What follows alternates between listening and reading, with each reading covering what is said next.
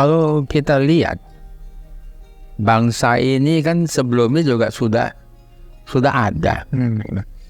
Dan bangsa ini penuh dengan kegotong royongan. Jadi apa yang digali Bung Karno menjadi Pancasila, itu yang sudah ada di bangsa ini. Bangsa ini, bukan negeri ini, bangsa ini. Ya. Kemudian Marhainisme, itu Bung Karno waktu itu sejak muda hanya melihat bahwa bangsa kita ini masih menderita. Ini negara yang kaya, tapi bangsa kita masih miskin. Kenapa jadi miskin? Karena adanya penjajahan. Jadi Bung Karno sejak awal itu sangat anti dengan penjajahan, karena itu yang membuat bangsa kita menderita atau rakyat kita menderita. Ya.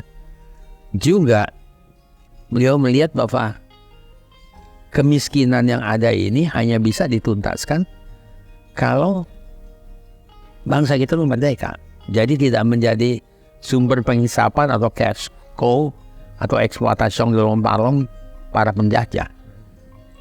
Nah, kebetulan beliau melihat, ketemulah beliau dengan petani Marhain.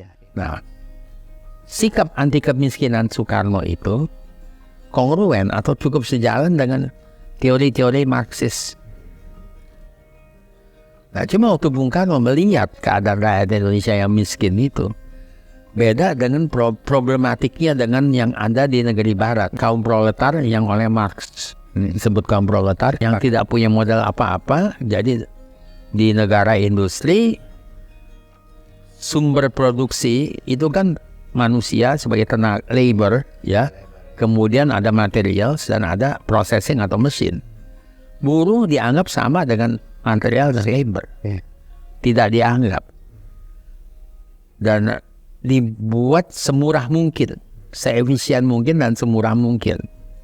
Nah, disitulah buruh sangat tertekan sehingga mereka menjadi kaum marginal atau kaum yang terpisah menurut teori Marx, dan mereka disebut proletar. Sementara pemilik kapital dengan modal yang dimiliki, dengan kekayaan yang dimiliki, dengan kebangsawanannya, dengan kekuatan politiknya, dia bisa menguasai ketiga-tiganya itu.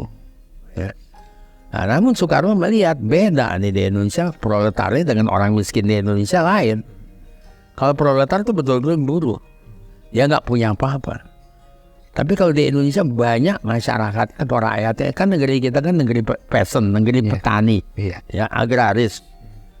Itu rata-rata mereka juga punya tanah sepotong walaupun nggak banyak, punya alat produksi banyak ataupun punya kerbau untuk menarik, tapi tetap aja miskin. Nah, itu dia lihat waktu temu dengan petani ya Pak Marhain itu.